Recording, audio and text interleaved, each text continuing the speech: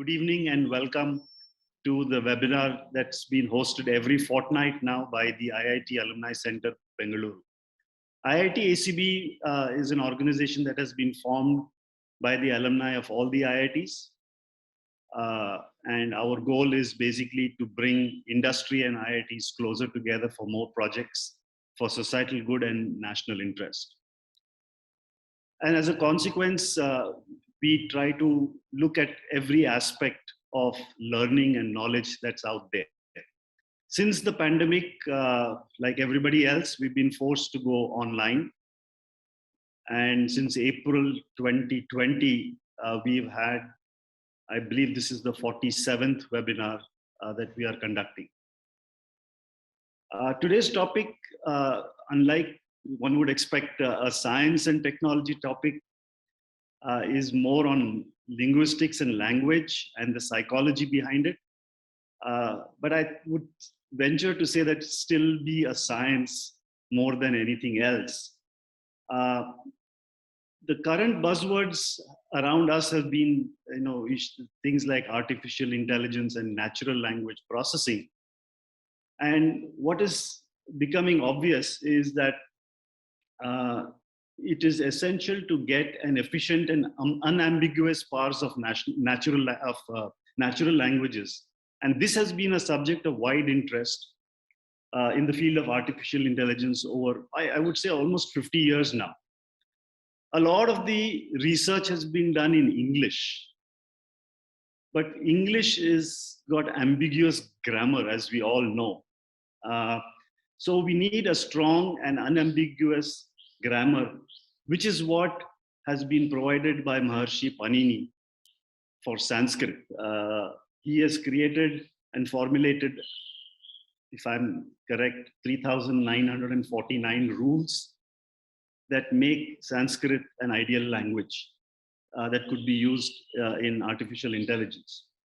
Many of our viewers who've been watching us regularly would remember that a few months ago, we had a talk on imparting sentiment and politeness to computers, which was another talk, concerning linguistics for natural language processing that was delivered by Professor Pushpak Bhattacharya, then director of IIT Patna. Today we have a different flavor. Research has been showing that language does much more influencing the way we think, feel, and act. It has a multidimensional impact on our existence. And in that context, we have a very different, and I find it very hard to get a right word, but new flavor and energy today. Dr. Anuradha Choudry, who is with the Department of Humanities and Social Sciences in IIT Kharagpur, but she's also the coordinator for the Indian Knowledge Systems Division in the Ministry of Education at AICTE. Dr. Anuradha teaches Sanskrit and heritage, Indian psychology, French, and the history of science and technology in ancient India. I've known her as a person to person, and I'm not surprised that she has been given the Excellent Young Teachers Award at IIT Kharagpur in 2019. I mean, she's such a interesting personality to just interact with. It's going to be fun listening to her today. Moderating this conversation with her would be another friend, Tara Kinney, who's highly accomplished many things, starting with a teacher and administrator at an international school in Bangalore, as part of the founding group of the Srishti School of Art and Design, as the founder of a music collective called Sunad, which is now making waves. Disclaimer, and my wife is part of it. So, in many other ways, she's an education consultant working with schools in Andhra Pradesh, in Ahmedabad, in Bangalore, and in Delhi. So multifaceted personality. And I couldn't think of a better person to moderate this conversation because she's also been deeply involved in the study of Sanskrit. Rules of the game for those who are listening to us today. Please put your questions only in the Q&A box, not in the chat box. We monitor the Q&A box for questions. The chat is not monitored for questions. There's very little point putting your hands up because we don't have the facility to hear you. So please put whatever you have in the Q&A box and we will definitely get back to you. There are many a times we've been asked if there are certificates at the end of these webinars. I guess sometimes the name IIT makes you ask for a certificate, but sadly there are no certificates here. We just want to enjoy and learn something new and walk away at 6:30 this evening. So without any further ado, Dr. Anuradha Choudry to take us on this lovely journey of knowing more about Sanskrit and the psychology behind it and all the other sentiments. Thank you. Namaste, Ashokji, and also to Dr. Sushila Venkatji and Shushmitaji and the entire group. Thank you very much for this opportunity to share something that I'm personally very passionate about, and the journey into the world that Sanskrit offers is an absolutely fascinating journey. So I will basically try to just enjoy myself sharing with you some of my latest discoveries on the way. So I plan to have fun, and I sincerely hope that you will enjoy it as much as I do, learning about these different dimensions of this particular language. I will be taking you through an exercise initially to help make some connections of very different order. But if there is a scope for you to also ask or share your comments as I ask some questions, that would also be fantastic. So I'd just like to start in the typical way that we do, is by offering a salutation, and I'd also like to thank Taradi for accepting to moderate this session. And she forms part of the gurus who have guided me on exploring the world of sounds through Drupad. So thank you very much for that. I'll start with an invocation. Om Shri Gurubhyo Namaha Harihi Om. Om Shanno Mitra Varunaha Shanno Bhavatvaryama Shanna Indro Brihaspatihi Shanno Vishnurukramaha Namo Brahmane Namaste Vayo Tvameva Pratyaksham Brahmasi Tvameva Pratyaksham Brahma Vadishyami Vritam Vadishyami Satyam Vadishyami Tanmamavatu Tadbhaktaramavatu Avatu Mam Avatu Bhaktaram. Om Shanti Shanti Shanti.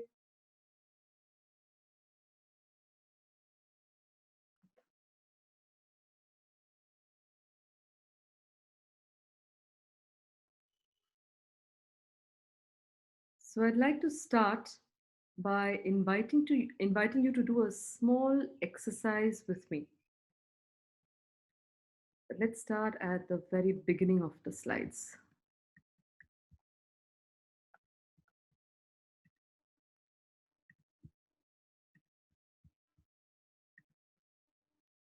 So here we are.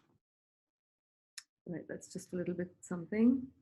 So let's try and go to the origins of things and just see what we discover in the process, and where does language fit into all of that. So I'd like you to just observe your hands. So just observe a hand of yours and tell me, what do you notice? What is it that you see? If you'd like to use the Q&A here to just share your thoughts, that would also be possible. So what do you see? I will just prompt ahead, but I imagine that you would say you see colors, you see texture, you see lines, etc. Some can even see a deeper dimension. Rekha, thank you. Dhanyawad. Fingerprints, uttamam. Dhanyawad. CC fingerprints, Satyam. Palm lines, color, Now, the beauty is that the more trained you are as an artist, you will identify different shades, right? And when I'm asking you your lived experience of a reality of the hand, you're going to be articulating your experience based on your engagement with either the colors, or if you are into textures, you would possibly explain it in greater detail. So just try to sort of establish at this very first moment that our expressions of reality, of our lived reality, are directly proportionate to the way we engage. We have been engaging with them, right? So the next thing I'd like you to do is, now imagine that you are changing the lens that you're looking at your hand through, and you're looking at your hand through a infrared lens. What would you now see? If you're looking at your hand through an infrared lens, what do you see?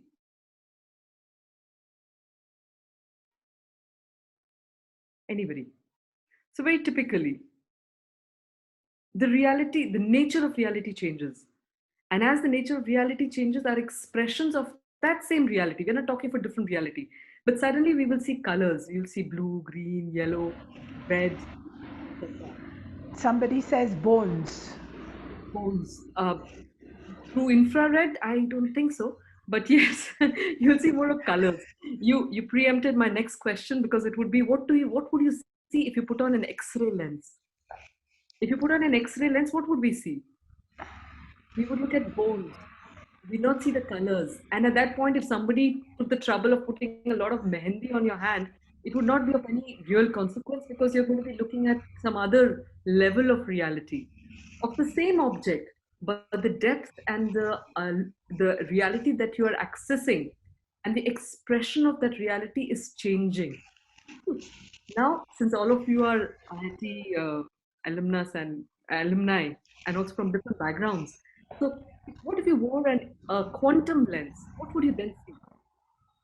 So with a quantum lens, you would see particles, maybe atoms, maybe something more, but you'd see vibratory reality, right? So as we look at, or as rather we change the different lenses we wear to look at reality, the nature of reality changes. The way we are interacting with reality will also be modified by the way we are looking at reality. And our expression of that reality also will change. Okay, so this is a very important thing to understand, that when we are expressing something, when we are using language, we are basically uh, trying to present our a worldview that we are familiar with. And based on the different kinds of worldviews we have, our vocabularies will change, our expressions will change, the details with which we talk about things will change. So, right at the outset, while reality seems to be an objective whole, the manifestation of that in our articulation is varied. And very interestingly, Professor Lera Boroditsky, a professor of psycholinguistics in the US, she says that the extent to which, or rather, when we are using language and we are talking about a certain reality, when we try and use the phrases of a different language, our thinking starts changing. So when she investigated this question of the relationship between language and to what extent they change our thoughts, she found a very distinct impact of the ways in which grammar is presented, language is presented, and the perception and the way it modifies the way reality itself gets perceived. To the extent she said that she has a very good TED talk actually, where she talks about the fact that either German or Spanish, if there's anyone who knows, I think Spanish uses the masculine word for bridge, whereas the Germans use a feminine word for a bridge. And she says that if you ask a German to describe a bridge, they will use all the feminine words, adjectives to describe it. Whereas if you ask a Spanish person to describe it, they will use masculine words like it's strong, it's solid, whereas the other can be it's beautiful, it's elegant, etc. So things that we take for granted, but actually end up formatting our perception of the world we live in. Now, to what extent is that, to what extent does that have an impact on our existence? And can one consciously engage, or rather choose, certain languages that have certain characteristics? Is a huge question that one can ask oneself. But when we talk of language itself, I'd love to hear from you. What are your thoughts on language? What exactly does language do for you? So again, I'd love to hear your thoughts on the chat box. So what would you say is, what does language do to us? So language essentially is for expression, yes. Is that the only role that language has? Language has acquired the position of being a tool for communication. So that's where it's normally applied. The language is for communication. But does language have other roles? One that I've just hinted at is the way it can structure our perception of reality. It has some other roles as well. And so what I'd like you to do just for a moment is go back to that exercise, and I'd like you to close your eyes and just visualize this hand of yours as if you're looking at it through a quantum lens. So just close your eyes and look at your hand, and just, I'd like you to go into experience here. So I invite you to just try and describe what you feel through a verb. What verbs would you use if you were trying to describe the reality of the world around you as perceived through a quantum lens? You look at your hand, you then look at yourself, you look at the world around you through a quantum lens, and what verbs would you use to describe that experience?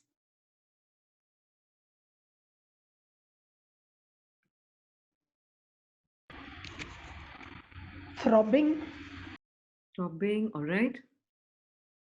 Gets the inside steam out, it impacts our behavior. Wonderful. So what other verbs would you use? Let's say in that reality of the quantum world. Swirling is one somebody's written. Yeah. Imagine you're fully into that reality, as immersed as you can be in that quantum consciousness, really. And at that point, if you want to say, I have a phone, what would that really mean?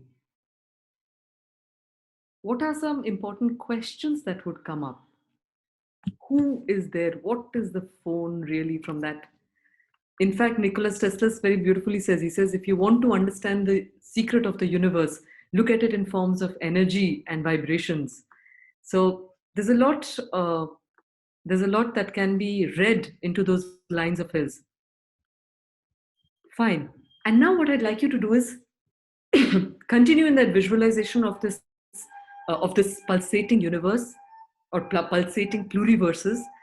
And at that point, I'd like you to imagine yourself and look at yourself as a sum total of vibrations, a sum total of densified vibrations which are there in the form of your body, another a little more rarefied, if I may say, in the form of your emotions, even more rarefied density of vibrations as your mental being. So see if you can identify yourself. If you looked at yourself with that lens, then what would you see? And if you visualize the universe as being there and your set of vibrations entering into that game as a conscious, how would I say, conglomeration of vibrations, you would imagine, or you could see that these vibrations are impacting your set of densified, personalized vibratory patterns. Now, you would also acknowledge at the same time, or realize at the same time, that our vibratory patterns are not really necessarily tuned with the nature of the vibrations around us. They have their own patterns, they have their own, if I may say, noisy structure.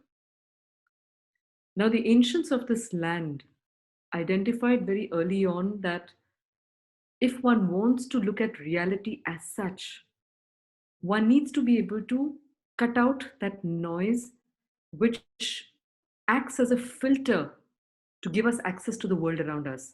So as we did in the beginning when I asked you to describe your hand, our perception of the hand and description of the hand is mediated through the lenses of our conditionings.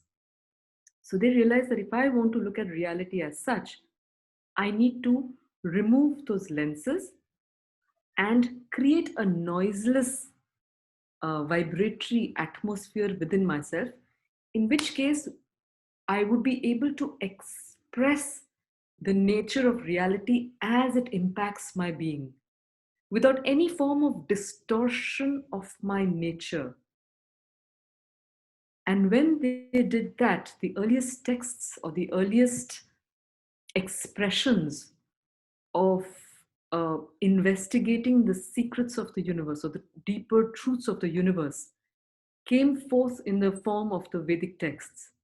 And that's why the Vedas are known as, the rishis are known as Satyashrotaraha.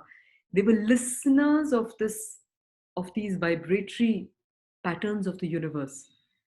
And because they had silenced their being, what they were impacted by is what found expression through their vocal system and was expressed in the form of the Vedic hymns. So the mantra, the concept of the mantra, is when there is a connection between the four levels of speech. The first level of speech being para, which means that which exists beyond. It's unaffected by the human vibratory patterns. It is what is. And then when the individual enters into that picture and looks at it, that is known as pashyanti. That pashyanti is when that individual set of vibrations is impacted by the vibrations of the universe.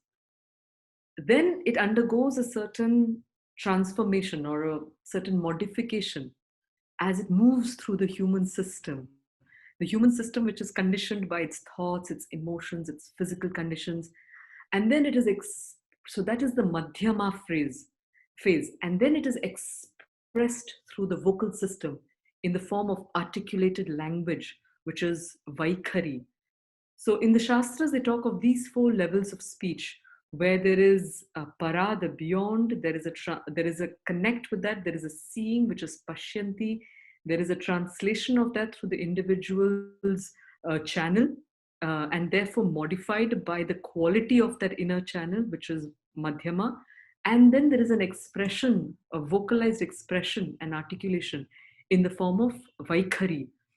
Now, in terms, what the Vedic rishis also recognize is that when there is minimum distortion, the original signal is, the inputted original signal finds its full expression in the articulated sound. And that articulated sound carries the original power of that first impact of the universe on the human system. And that then becomes not only a means of an expression of a thought, but it becomes a conveyor of a deeper truth, of a deeper existential truth itself. And therefore the mantra then becomes known as the system, as what one could say in other words, it becomes a systematized sound technology, where the sounds correspond to the experiences they were intended to generate. So every vibration has an impactual experience. So when we listen to some music, like if one listens to heavy metal, then automatically the body can start moving without thinking about it, because that's the vibratory impact. When one listens to some music, then you feel sad or happy spontaneously. When you listen to some music, you get some thoughts, or you listen to words, you get ideas. Other words generate other ideas. So we are being impacted by these vibratory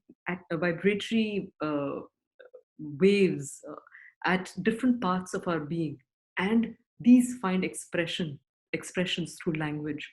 So the Sanskrit language itself is said to have originated in the Vedas and going back to at least 1500 to much earlier. So 1500 is a BCE, which is a very conservative dating of when the Indus Valley civilization is said to have come to an end, but that's a whole different discussion. But the idea is that the Vedic tradition of the Vedic hymns that we have carry the memories of those quests of the human seeker. And the questions they had were very simple. Who am I? What am I doing here? What is my relationship with the world around? And therefore, the content of the Vedas, in their essence, are potentially, they have captured these essential answers and expressed through the symbols of the world they lived in. So they used the word of fire. They used Agni to symbolize, fire. But why was the word Agni itself chosen?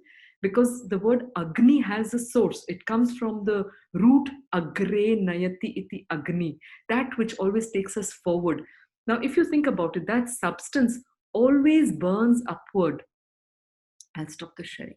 So that substance is always burning upwards, and therefore it is known as Agre Nayati iti, that which burns forward.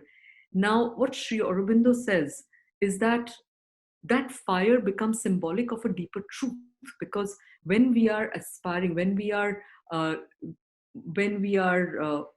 seeking for something, when you're trying to achieve something, you say the person has a fire to do something.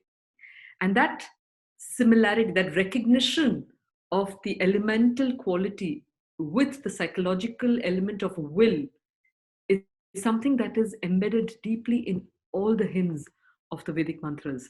So these texts can be understood at three levels. And this again goes into the deeper worldview, where we have the physical world, we have the subtle world. So the physical gross world that can be grasped through the senses, the subtle world that can be grasped through the inner senses, the subtle senses, and then you have the ideal, the spiritual. So Adi Bhautika, Adi Daivika, and Adhyatmika, the Sanskrit words.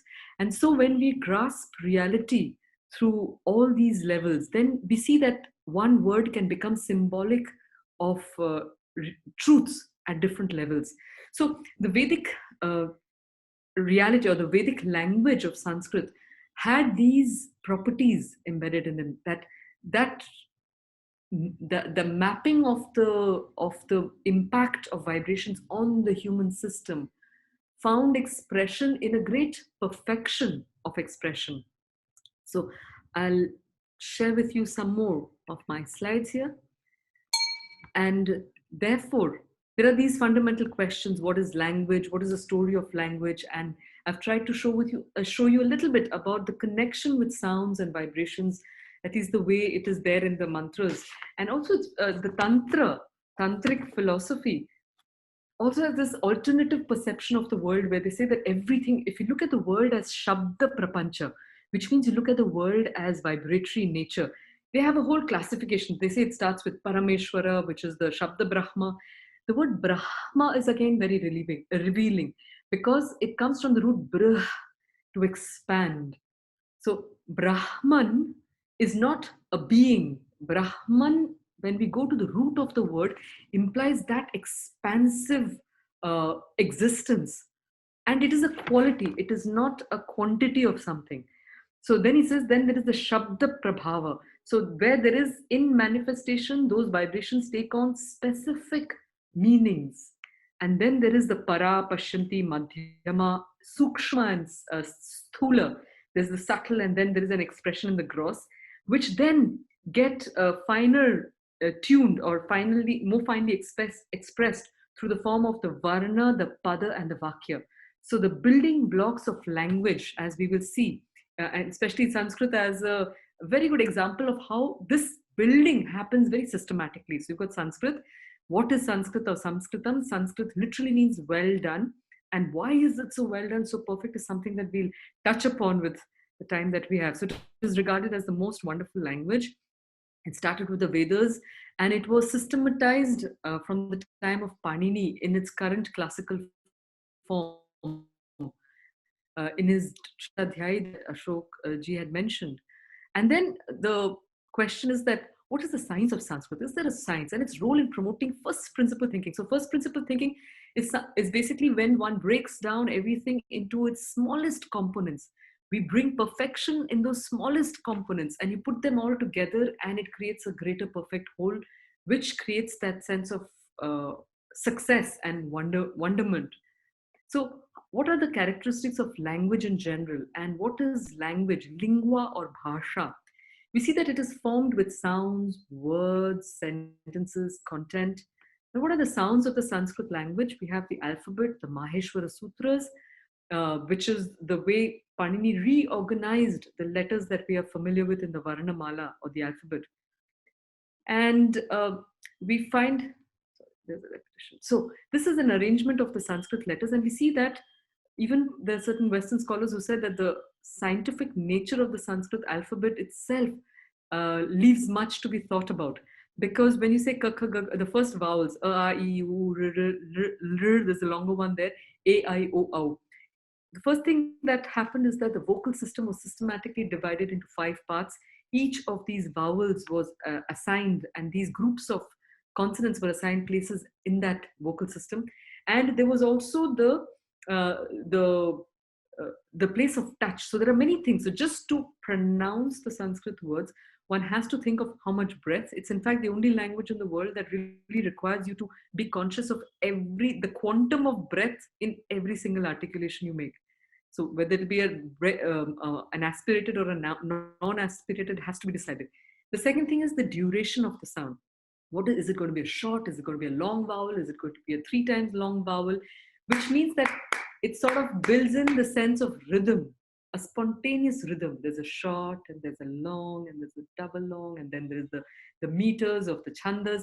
So again, many things happening just in that. And then and then also the place of touch. So the place of touch is fascinating because just like you have you can have languages like French where you have the guttural sounds, and then there's a back of the palate, retroflex kind of a sound, and then there is only the dental. So these parts of the human vocal system are never stimulated. In Sanskrit, there's a very systematic touch as we go down the alphabet of each of these parts. So with the ka, kha, ga, ga, cha, cha, ja, ja, nya, nya, nya, it all comes out. And then with the yara, lava, you go back, and then shasa, you again come back. So there's a up and down of the vocal system, which in turn does a certain brain massage. And my half joke is that it can also result in some good, in a decent crop. So anyway, so then you have this articulation here, okay, the perfection of the articulation itself. And the fact that in order to pronounce a sound, you need to make decisions on so many levels. So right at the level of sounds, there are decisions that are being made. From a tantric level, each of these sounds corresponds to an experience, a deeper experience. Each of these sounds also corresponds to the different chakras. So when one says something, whether you understand it or not, especially when it is referring to more spiritual literature, whether one understands it or not, it is doing some kind of an energy circuiting. So when we, let's say Hare Rama, Rama Rama, Hare Hare, Hare Krishna, Hare Krishna. These are known as Maha Mantras. Now the point is whether you believe in Rama or Krishna and all is almost immaterial from a certain perspective. Because when you do Hare Rama, Rar, Shana, all of them, the points of touch is the center of the palate on top. And when you stimulate those points, then in Chinese medicine, they say that's where 2 important energy meridians, they intersect. So you're stimulating your energy meridians just by that point of touch. And then you add the images and all if one wants to, and it'll have its own effect. So there is a physiological benefit in saying it correctly. So if you say it differently, like instead of Shanti, people say Shanti and say it doesn't really matter. If you say Himalaya or say Himalaya, and you say it doesn't matter, it does matter. Because of the circuiting that it does. It will create a different circuiting from the original intended one. The challenge of that circuiting is that the universe is this web of vibrations. It's like the internet of things. And then you go, and when you want to put in a wrong password, instead of a capital A, you put in a small a. It will not necessarily create the desired effect. So when you start thinking of everything in its very detailed manner, the more detailed we are at all levels, the more there will be perfection in the output. Anuradha, there's one question which I think you could perhaps answer before moving further. Someone wants to know, what did you mean by first principle thinking? And so maybe you could just go over that again. And my request to you is, after you explain it in one sentence, could you say the same thing in Sanskrit? Because, we could just get a feel for what it sounds like. Thank you. Okay. So the first person thinking here, first principle thinking, is what they say is the secret of a lot of successful minds. And it essentially implies the ability to break down reality into its smaller bits. So you break down. So if you have a sentence, you break it down into the smaller parts of it. You understand each of those parts in their great detail. And then you build on those details and you create a larger perfected whole. So in any situation that one encounters, if you can break it down to its details, solve it fully in its details, add them up, you will get a much more complete and perfect, more excellent output overall. So first, they say that a lot of the leading world thinkers have been first principle thinkers, but we see how Sanskrit allows that to happen from an incredible level. अस्तु तर्हि संस्कृते तारादि अवदत् यत् संस्कृते सम्भाषणं करोतु इति अहं वदामि अधिकं न वदिष्यामि कारणं तदा मम कथने अपि किञ्चित् विलम्बः भविष्यति बोधे अपि कदाचित् किञ्चित् समस्या स्यात् अतः अहं पुनरपि आङ्ग्लभाषायां वदिष्यामि अस्तु so just said that little bit of taste of the language and then we move on. So we see that these Maheshwara Sutras are what allowed to create a meta language that Panini used. And he rearranged the letters. He says, a, I, un, rilrik, e, ung, I, ouch, haya, varat, lan, nyamangana, nam, jhabain, khadadash, jabagadadash, khapa, chatata, chatatav, kapai, shashasar, hal. Okay, so now what did this allow? This allowed the possibility of, I think in the computer language, you call it these signifiers and all. So you make these short, acronyms almost. So if you say ach, so you take a, ch, and everything that comes in between. So by ach, I signify all these letters in the middle. And you have to take out the last consonants that are there, okay, the last one. So it would imply a, I, u, r, r, a, o, I, ow, which includes all the vowels. Okay, so by ach, I signify all the vowels.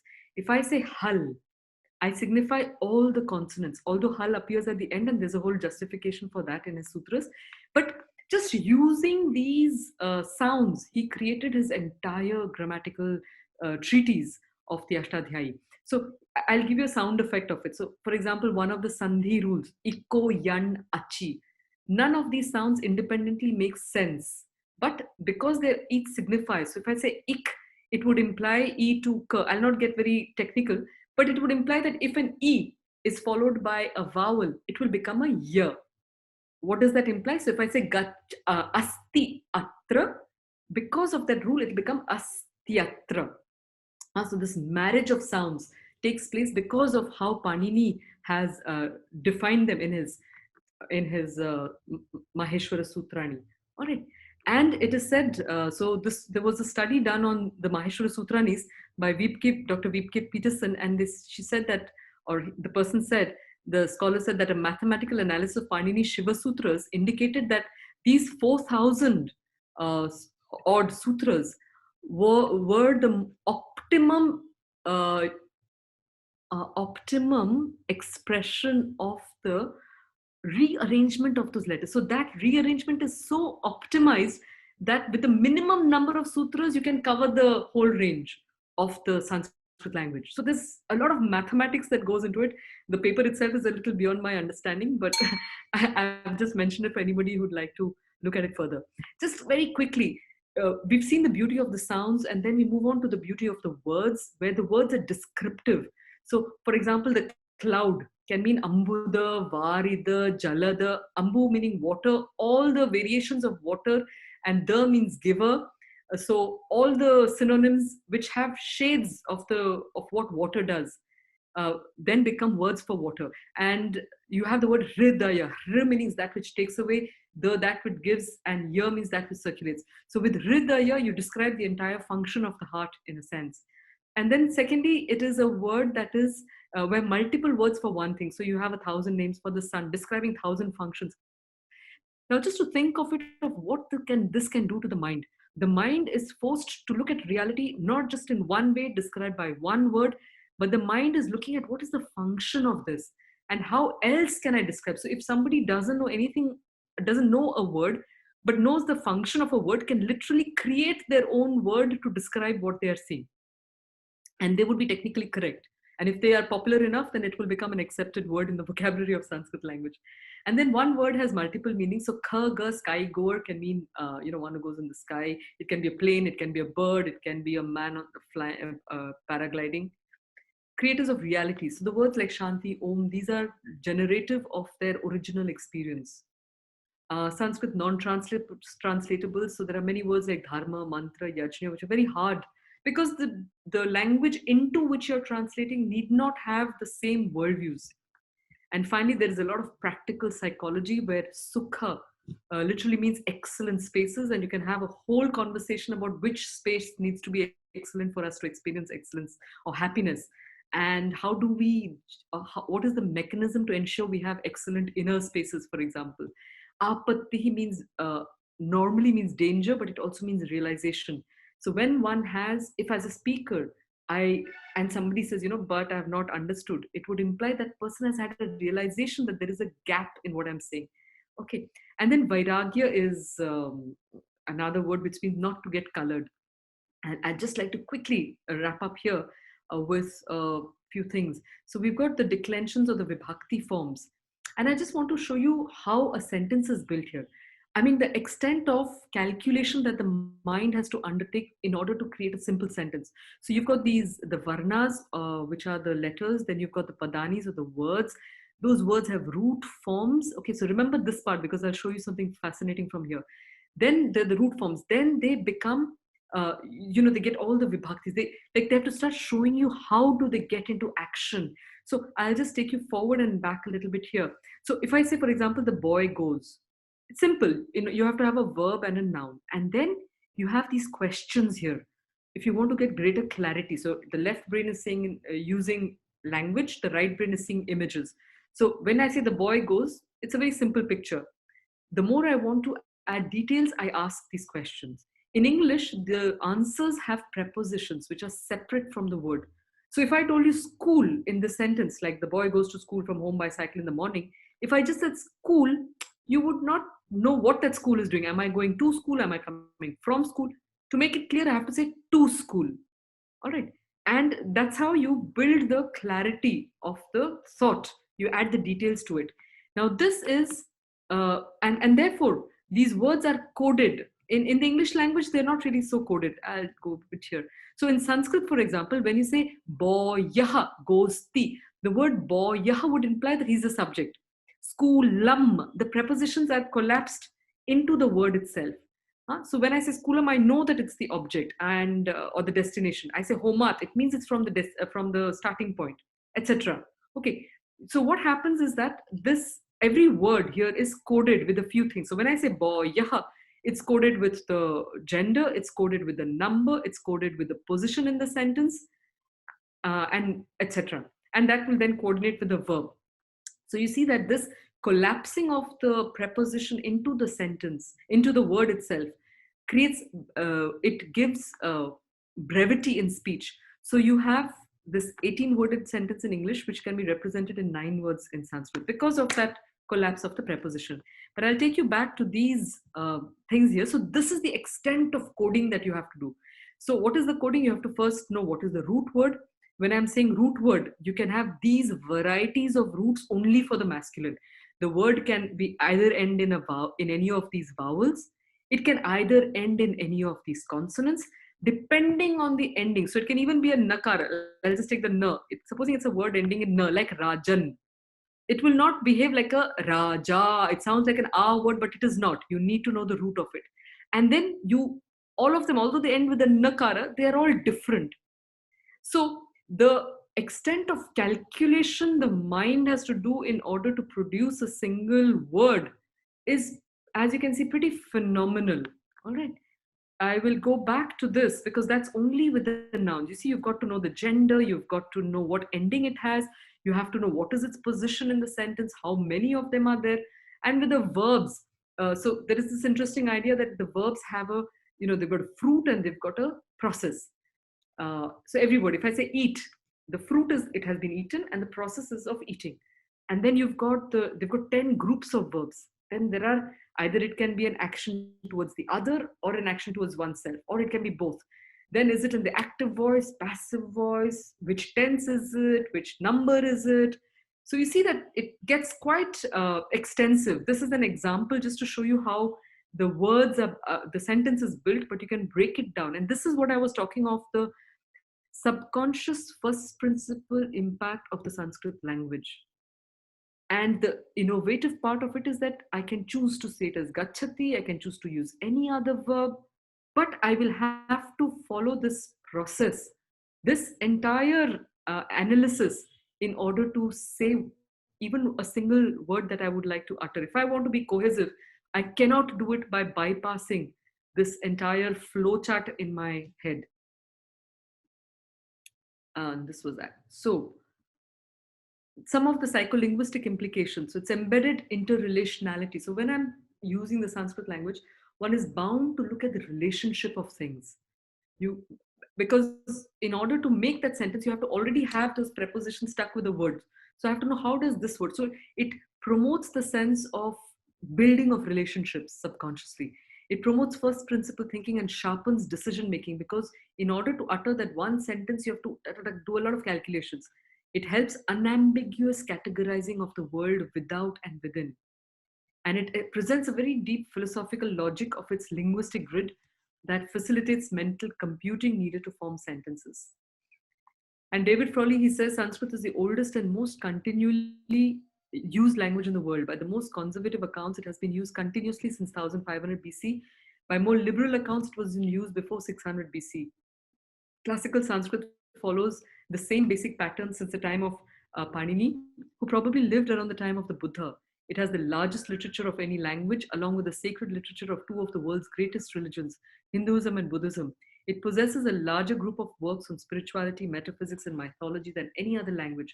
It has an extensive literature of poetry, drama, and philosophy, though much of it has been lost in time. And just very briefly again, to give you a taste of the wonder that is Sanskrit. So this is a verse, Deva ka ninika vahe vade vahika swaswakahiva kaka re bhavare kaka niswabhavya vyabhaswani. You do a mirror image of it and you get a magic square. So there's poetry, there's mathematics. No matter which direction you read it in, it'll be the same thing. Similarly, you have, you see, this is Sa Sena Gamanarambhe. This is a verse that you have here. Now, this is known as a Chitra Bandha or a Chitra Kavya, where you create a picture using your language. So you see the verse, that the line on top and the lines diagonally are the same things, but they've been so masterly crafted that you can create an image out of it. Another brilliant mathematical problem that is solved, you have this verse which is Thiragasam Sadaradhya Vihata Katata Mata Satpaduke Sada Sarasama Rangaraja Padam Naya. So you put that down in a, every syllable in a box, and you create a second verse. The creation of the second verse is by, you choose this, or rather, they ended up choosing the order. You see, so 1, 2, 3, and you get the second verse. And what does it offer us? It offers us the solution to the mathematical problem of how a chess has to move on of how the horse of the chess game has to move in every single square of the chessboard. So they have created verses. This is Paduka Sahasram. Okay, so, and created in the 13th century. So amazing possibilities of creativity and innovation. So if the mind can do that for only this, there are many things that it could achieve. These are some of the contributions that, sorry, I'll just leave that came out of this mind. You see, the mind was formatted in a very systematic manner by a certain language, which also then evolved into the other language, and all those languages depended on the way the people viewed life. Some of the fantastic structures that came about. This connection could be far-fetched, it could not necessarily be so far-fetched, because if the mind is systematic. In fact, the mother in Pondicherry Sri Aurobindo Ashram, she said that children should learn French because the French language systematic thinking much more than English does, where there is no correspondence between the sound and the way you write it, and it has its own beauty. This is not a judgment on the language as say, but on what the language does to the mind, the confidence it gives to the mind is something that needs discussion. So just some just the role of Sanskrit. So for example, it doesn't have the verb to have, the Sanskrit language does not have the word to have, a verb. It is only about being. So the phone is with me. You cannot say I have a phone in Sanskrit. Mere paas phone hai. The verb is to be. And what worldview did that come from? So if you go back to that quantum consciousness and you say I have a phone, or the phone is with me, that there's a lot of difference in the quality of feeling. Then multi-layered world, we talked about this apparent oneness behind your underlying oneness behind the diversity. So physiologically, it stimulates all the parts of the being. Emotionally, there is this pranayama, breath regulation, which regulates emotions. Mentally, it disciplines thinking. Potential to connect us to para levels through cultivation of knowing what is right, which is the Ritachit. Experiments that were conducted by various people. So Will Durant, who says that India was the motherland of our race, and Sanskrit the mother of Europe's languages. She was the mother of our philosophy, mother through the Arabs of much of our mathematics, mother through the Buddha of the ideals embodied in Christianity, mother through the village community of self-government and democracy. Mother India in many ways is in many ways the mother of us all. And last two quotes where Professor Friedrich Schlegel, he says, justly is it called Sanskrit, that is perfect, finished. Sanskrit combines these various qualities possessed separately by other tongues: Grecian copiousness, deep tone, Roman force, the divine afflatus characterizing the Hebrew tongues. Judged by an organic standard of the principal elements of language, Sanskrit excels in grammatical structure and is indeed the most perfectly developed of all idioms, not excepting Greek and Latin. And Sri Aurobindo says, the language itself, as has been universally recognized by those competent to form a judgment, is the most magnificent, the most perfect, wonderfully sufficient literary instruments developed by the human mind, at once majestic and sweet and flexible, strong and clearly formed, and full and vibrant and subtle. So this is a verse to end with. Thank you. I'll say the verse at the end, with your permission. So, yeah. So may I ask you a personal question? Sure. Yeah. You are so embedded in the learning of Sanskrit. There are, in fact, two things I want to ask you. One is, which language do you think in? Do you think in I know you also speak French very fluently. Do you think in English? Do you think in French? Do you think in Bangla, which is your mother tongue? Or do you think in Sanskrit? Which language do you think in? I mean, circumstantially, my greatest fluency is in English. So I think that English, I would tend to think in English. But what I noticed when I was doing my PhD, because I wrote my PhD in Sanskrit on Vedic psychology, and I did it in Sanskrit. And it was quite remarkable that when I would try and think in Sanskrit, I would get a very different set of thoughts altogether than if I try to think in English and do a translation. And there are a lot of limitations in translations that we take for granted also. For example, just something as basic as, saha gacchati, he goes. The coding in saha is that it tells you distance. It tells you, first of all, that it's a third person pronoun. It tells you that it's a masculine word. It tells you that this is singular and that it is a subject. It is far. So you have all this piece of information coded. But when you say he is there, he goes, the he only tells me that it's masculine third person singular. But it doesn't tell me about the distance. Like saha tells me he that goes. So my experience has been that when I think in a particular language, it definitely alters the way in which I'm perceiving the reality around me.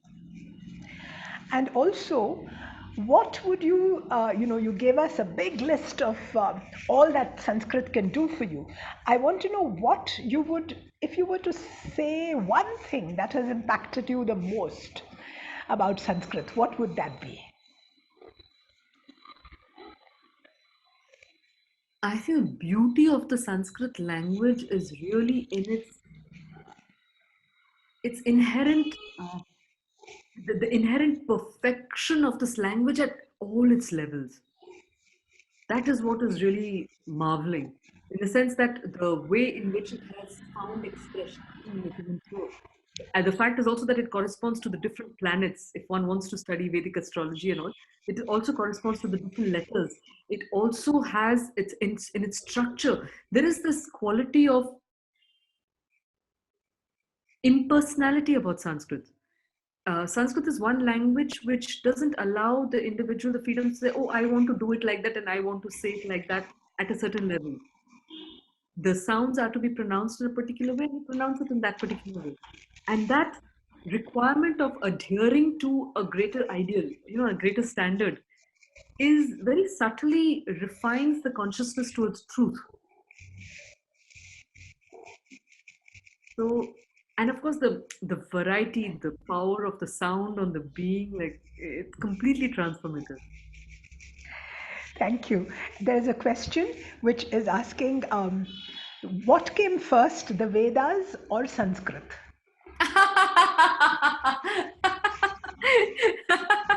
No, for sure. So it's like that. The Sanskrit was the vehicle for the Vedas to be expressed. Sanskrit is the tool.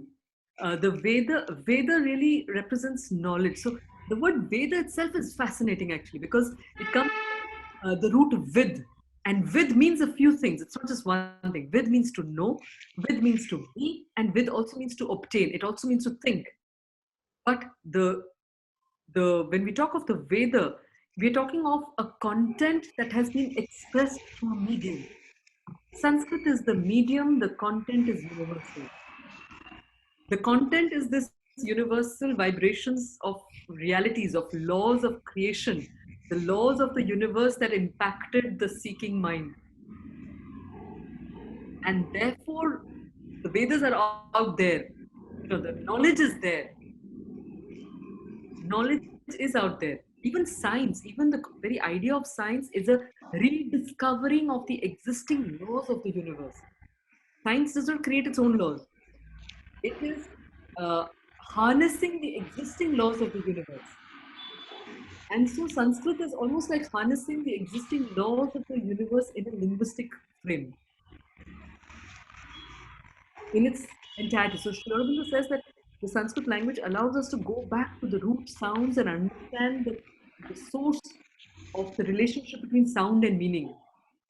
You see, in English, I'll give you this example. So in the English language, you say peace, piece of, you say the word peace, and you think of a piece of cake and peace of mind. So the sound of the word does not contain the meaning. I have to look at the spelling to get meaning. And this whole introduction of the vision versus the hearing is a different level of consciousness at work. The seeing is mediated through the mind consciousness, and the mental consciousness is necessarily fragmented. There's a relating question to what you've just said about the use of the senses, and it's a bit of a long question, so I'm going to read it out to you. Do you think everything can be explained and captured by language? Do you think that language always needs to be verbal? Unfortunately, for people who are verbally impaired, does the world and hence world view remain incomplete for them? What is completeness then? To be complete, do we need all of our senses to be functional? Or is this also possible at different levels and beyond biological abilities? Excellent set of questions by a very Genia at Kharagpur. Genia Mukherjee. So, Yes. Genia Mukherjee. So the thing is that there is this Dakshinamurti Stotram, and the Dakshinamurti himself is the guru who's giving instructions. And he's a young guru. He's not a senior person. He's a young guru, and all the stotra itself says that all his audience is a very senior audience. And he also says, the verse says, Gurustu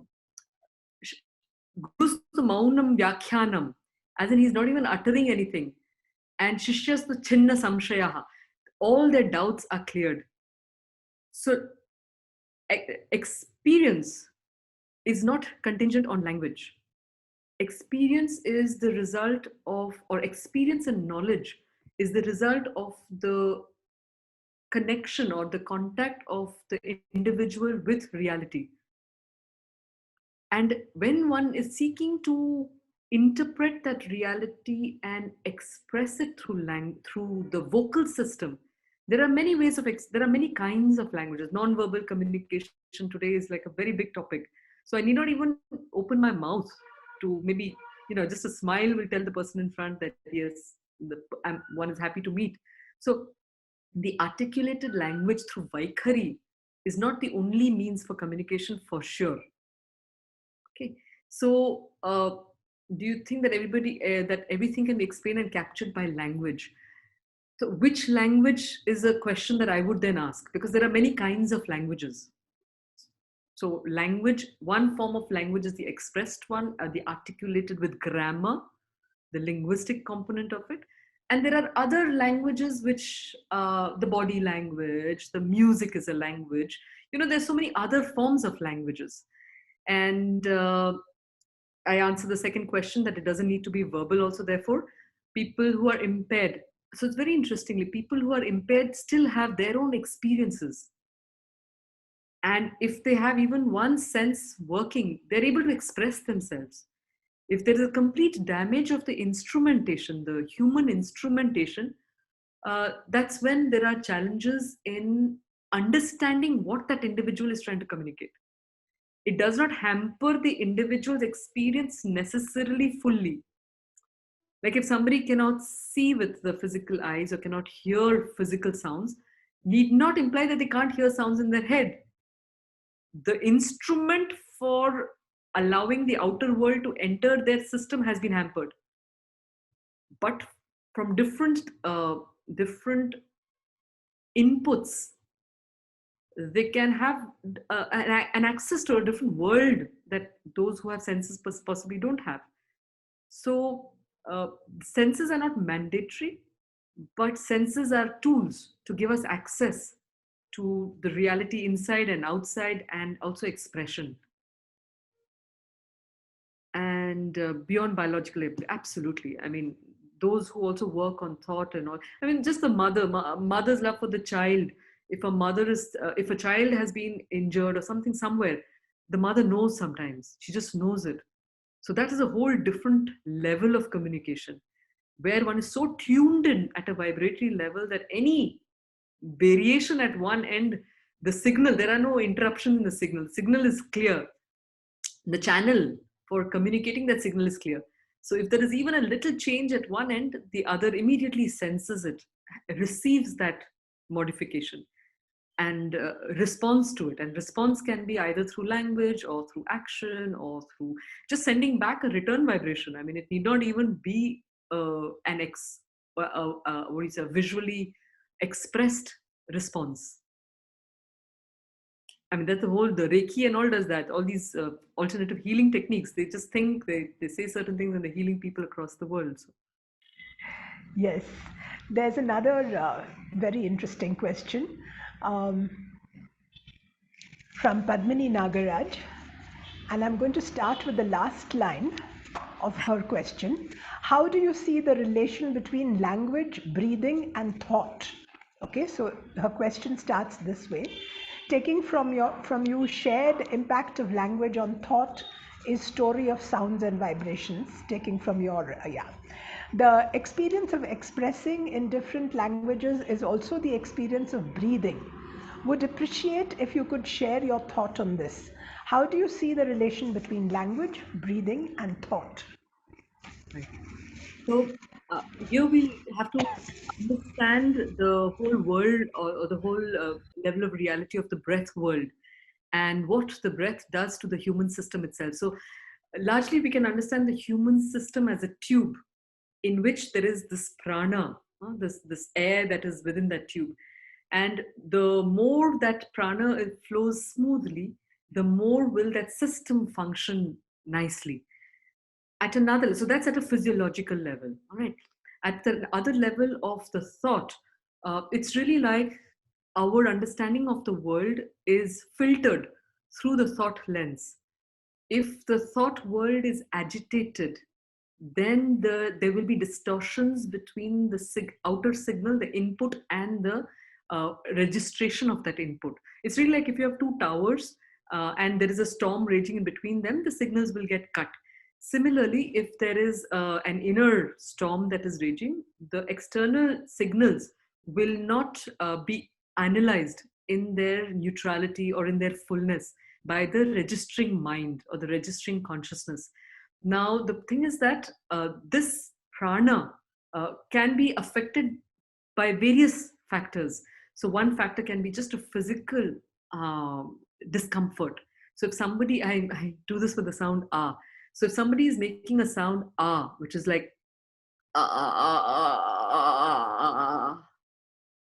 you would have a reading of that. If you were listening to the sound and you had to diagnose the inner atmosphere of that individual, you would immediately say that something is not really good, something is not fully all right. If you hear another ah alternatively, which could be like ah, that's coming from a very different inner space. So our sounds are actually quite revealing of inner spaces. Now, if you're not physiologically well, then there is a hampering in the movement of the prana.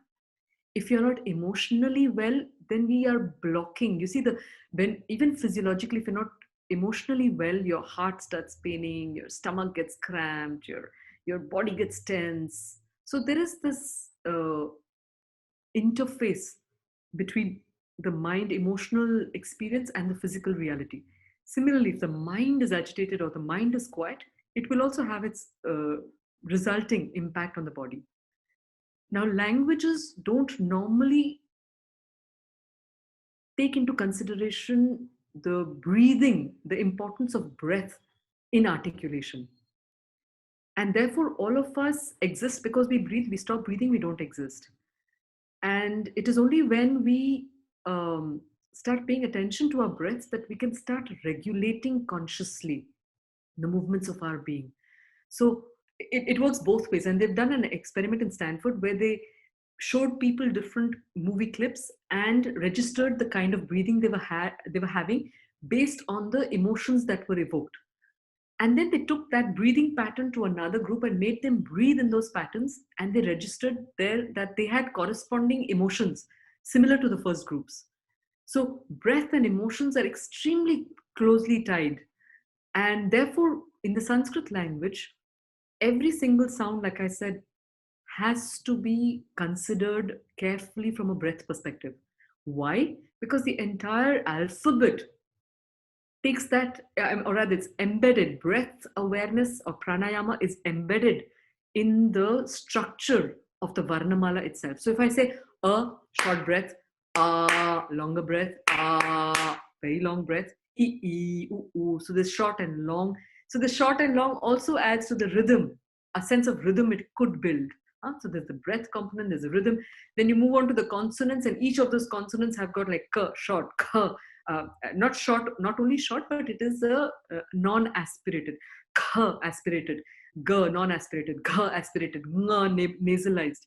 So this conscious application of the breath in the speech is something that acts as a modulator or modifier of our breathing patterns. So if you chant certain stotras like Jatata Viga Lajjwala Pravaha Pavita Sthale Galeva Lambya Lambitam Bhujangatunga Malikam. I say it's the first rap of the world, with Ravana composed it. But when you're doing it in that particular way, whereas you say Brahma Murari Surar Chitalingam Nirmala Bhasita Shobhita, it has a very different tone. I've also brought in music in that case. So if I did it without the music, it would be Brahma Murari Surachita Lingam Nirmala Bhasita. It creates a very different impact. And therefore, just the recitation of these verses or just the speaking of this language has its impact. And therefore they say, in fact, there's a Buddhist practice, and I'd shared that with Anuradha when she was unwell. The Buddhist practice says that just recite the Sanskrit alphabet and you will be, if you recite the Sanskrit alphabet every day, you will keep good health. Why is that the case? Because ka, kha, ga, gha, nga, cha, cha, ja, ja, nya, ta, ta. you have to breathe in, breathe out, consistent. It's a what is it, regulated, systematic breathing that you are doing. And then, of course, you can do that with the longer vowels and play around with it. To the extent, I will also share another one. I was doing a workshop once somewhere, and there was a lady who had an abdominal surgery recently. I mean, she had just had it and she attended. And I had this very naive notion that if you study Sanskrit, and she came and did the alphabet and disappeared after that. So what happened? Later on, her cousin told me that those stitches had been impacted by these sounds. So these sounds are very powerful. They actually, they leave their strength on the, they have their impact on the physiology of the being. And therefore, possibly at some point when they say ladies should not chant the Vedas, there are a lot of these hard, very strong Mahapranas, which affect the uterus. And, they can have impacts on the Garbhasthana if you have a weak system. So in order not to say for this person possible, for that person not possible, they just made a simplified generalization for various other rules also. So that's just a simple attempt to try and say that, yeah. There's another very interesting question on does Brahma Sutra allude to something beyond what you can express? Starting point atha to Brahma Jidnyasa. So the thing is that so this is a very interesting framework of the Shastras. When they're writing a text, they have Anubandha Chatushtayam. There are 4 requirements. All texts have this. So they'll say, who is the Adhikari? Who is eligible to read this text? And that eligibility is often overlooked. So even, let's say, for the Manusmriti, there is an eligibility after reading the Vedas and the Upanishads. Only then you can read those texts, because then you will not misinterpret it from a modern lens perspective that is unaware of the context in which that text was written, and then over apply things. So there are things. So there is a context, there is a eligibility of who can read it, because knowledge, it's like if I pick up a book of quantum physics, I mean, I will not understand the math. And I can come to all sorts of weird conclusions based on my limited readings of those letters and those numbers. And nobody can say that I'm not legitimate enough to do that.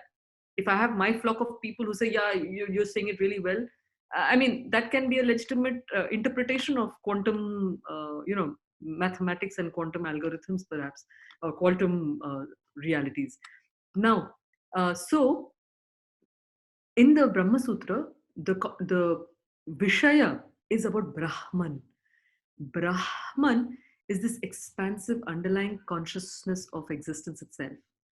The moment we are talking of Brahman, it implies already that it is something that the mind with its limited formatting cannot grasp in its fullness. And therefore, there is a very beautiful line from the Upanishads which says, Brahma with Brahmiva Bhavati. So the knower of the Brahman has to necessarily become the Brahman.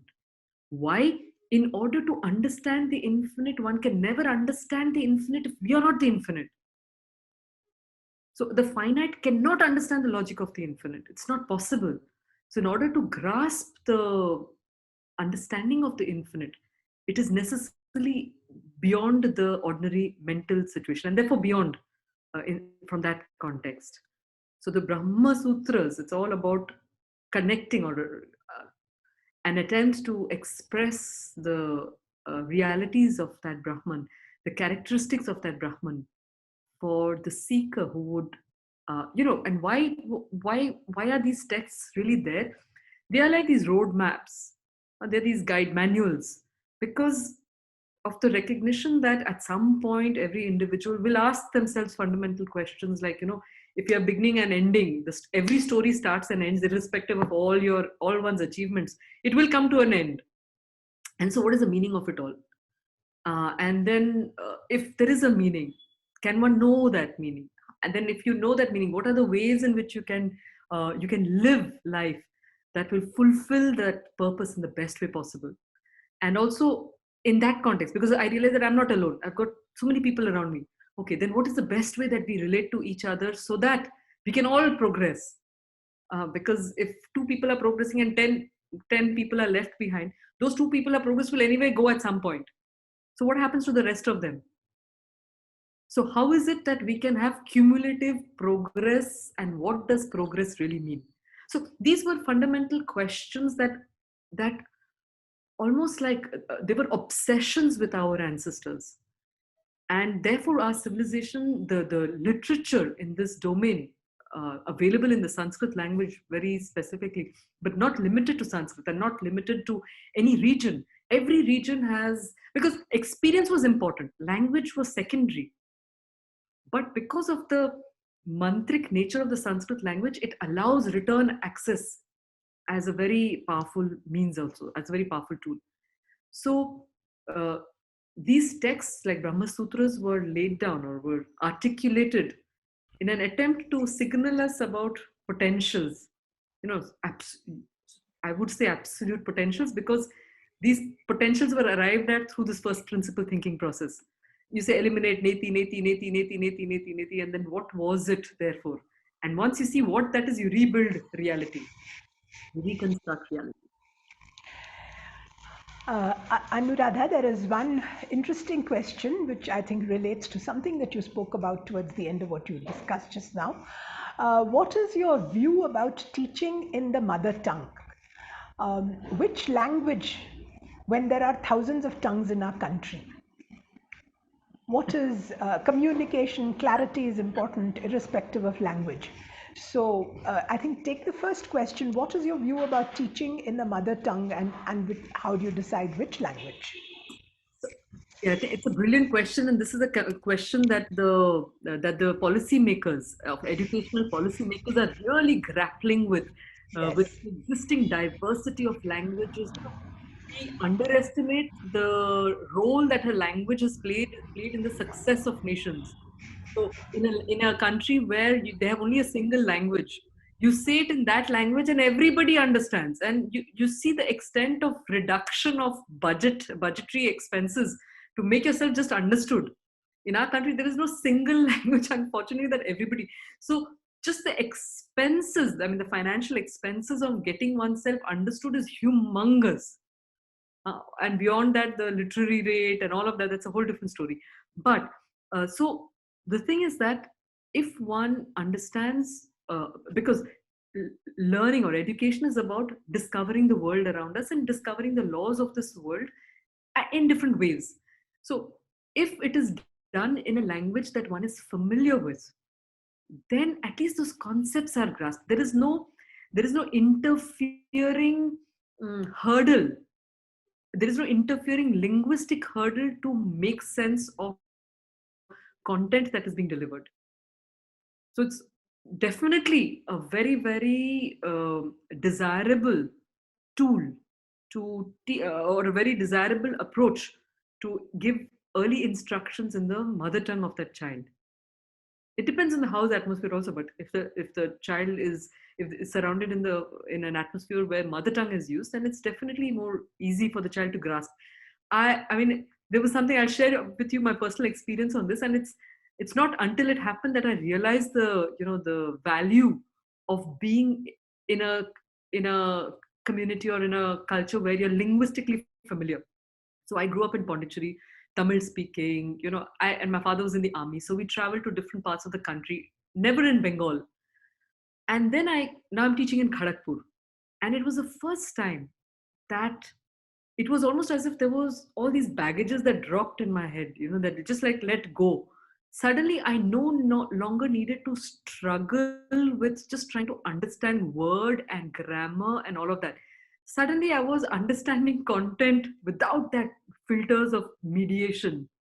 And the brain space and the energy that was saved in that process was just quite amazing. So I can imagine that happening with children also. And in our country, it's a real bane. I'll say that without any hesitation, because in conferences, when people do not have the familiarity with the language, not just in conference, in classrooms also, when children don't have the familiarity of a language and that you're expected to express complex thoughts in a particular language, like in the IITs and all, they don't have the tool is missing, but it doesn't make them stupid. But because they don't have the and it affects their the impressions that they create. So either they stop talking or they fumble and they lose self-confidence.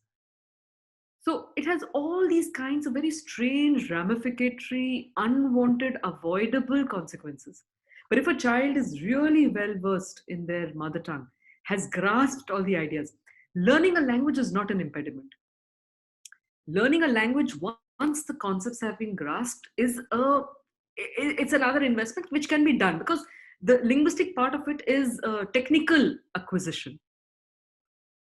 But in our country, because in different regions there are different language speaking people, communities there, this is really complicated beyond measure. And then therefore we've got English as a language. English doesn't have the words to talk of our cultural realities.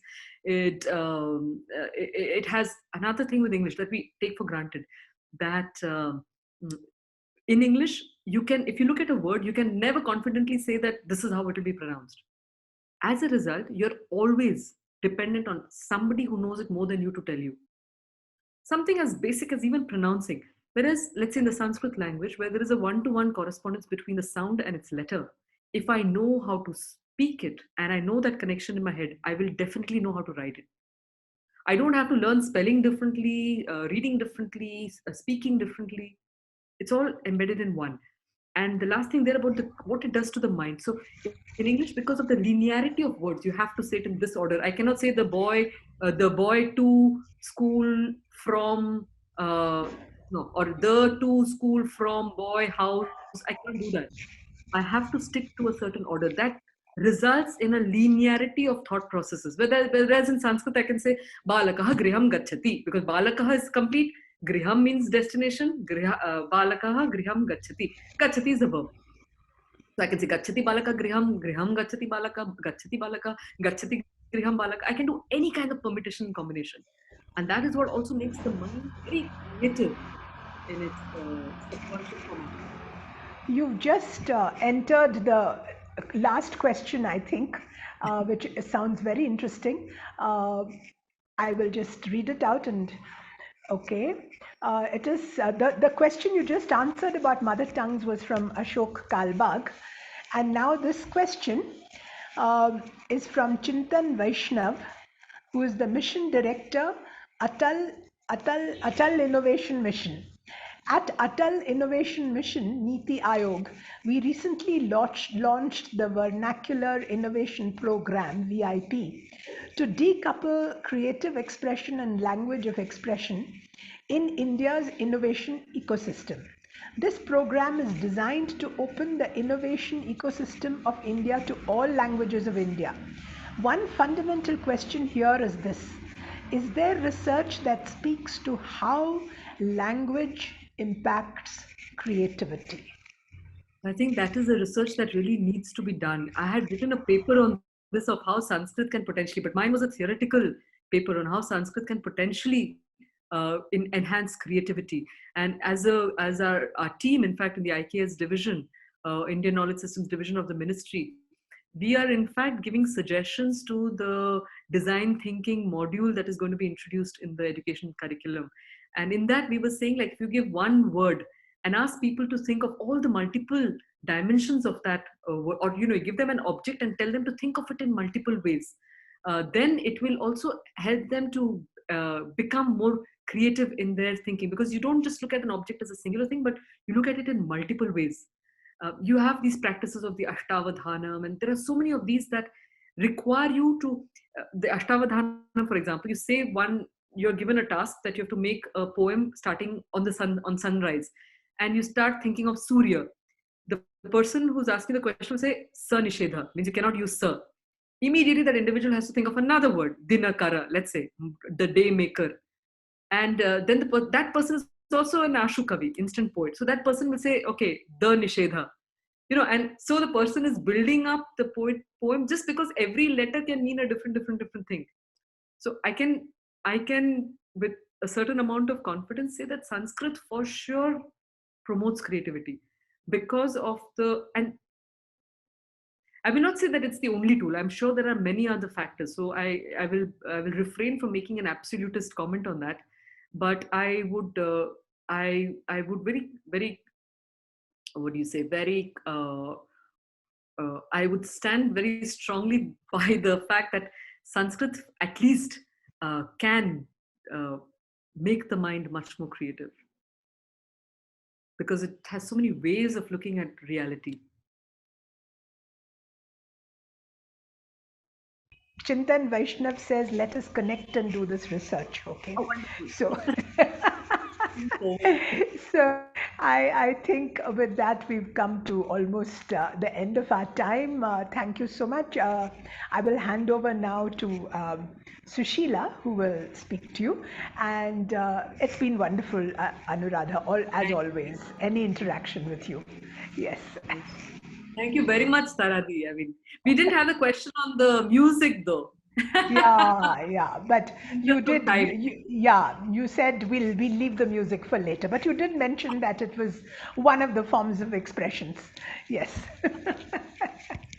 Yes. Thank you so much, Anuradha and Tara, for this very, very engaging and interesting session. It's very different, as Ashok mentioned at the beginning, from our usual talks, which really focus on on some hard subjects. So this has been a very, very interesting exploration, if I may say so. We started with an exploratory exercise, bit into ourselves. And basically what that showed us was how we engage determines our understanding and therefore our perception of the world around us.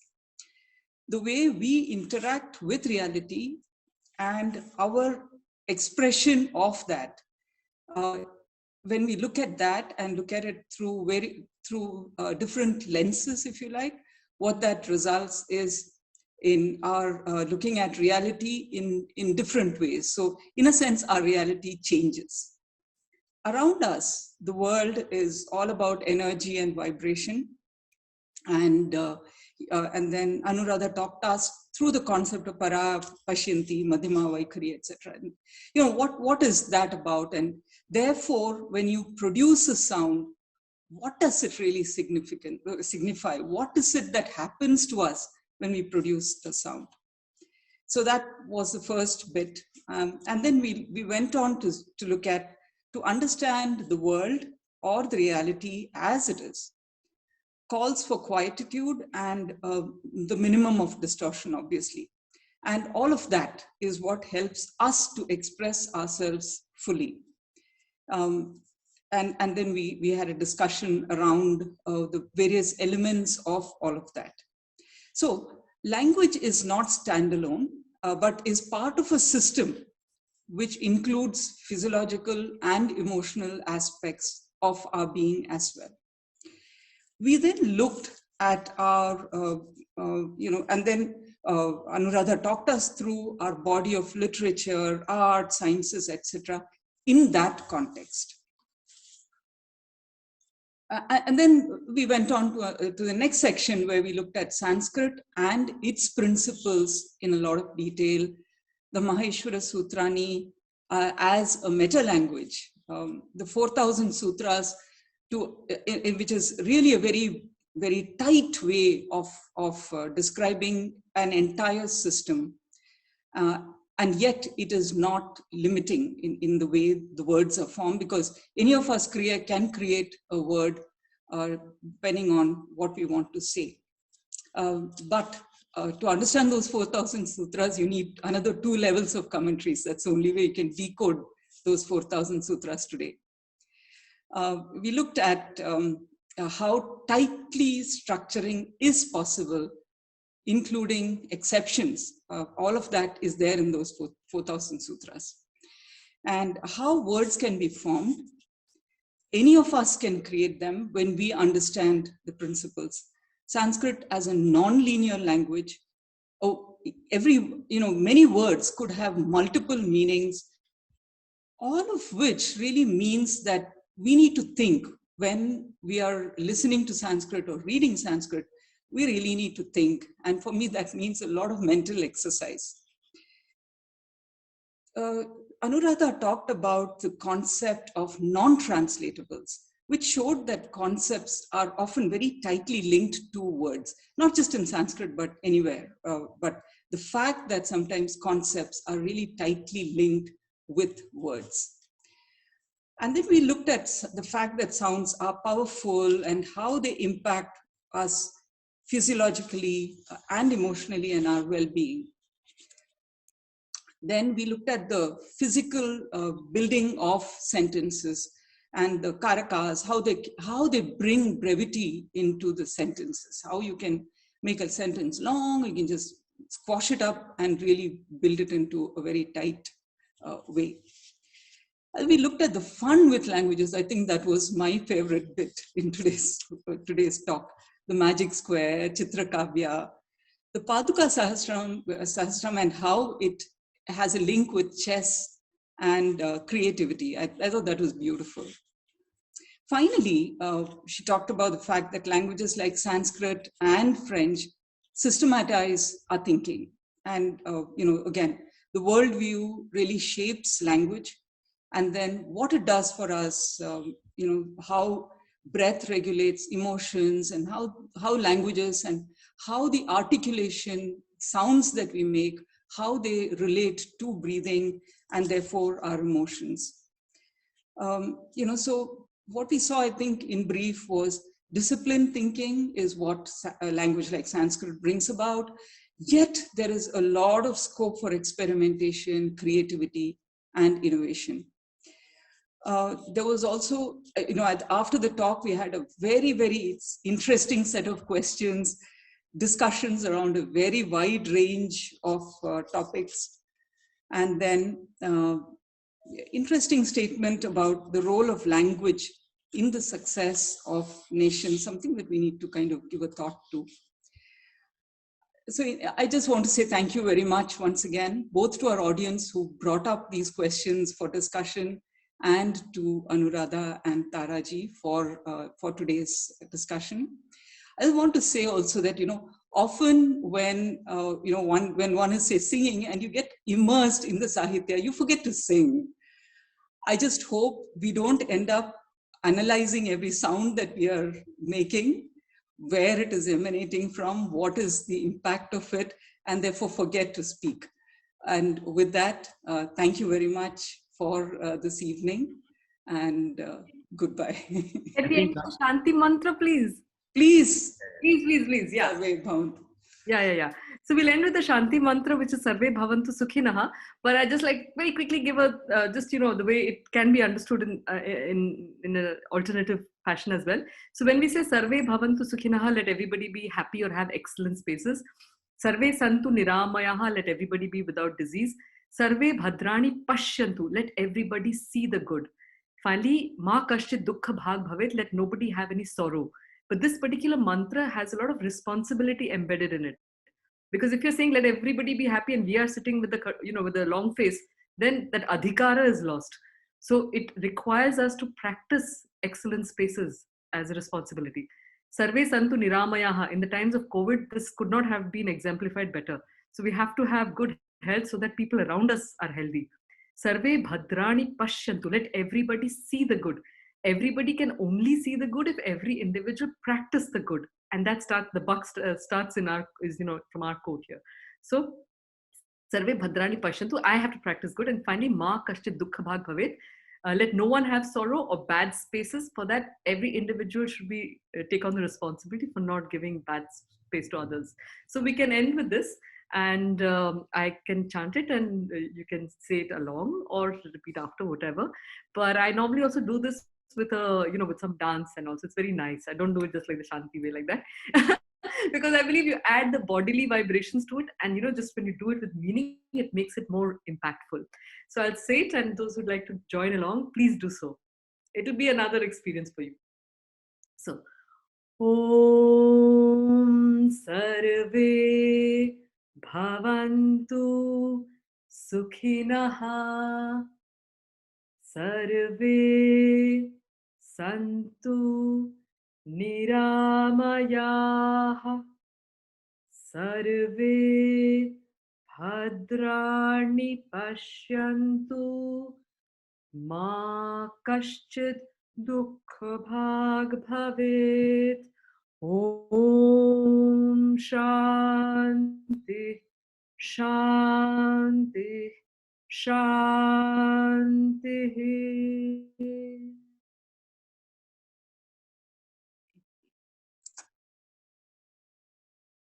Thank you very much, Sushila. On that beautiful note, thank you once again.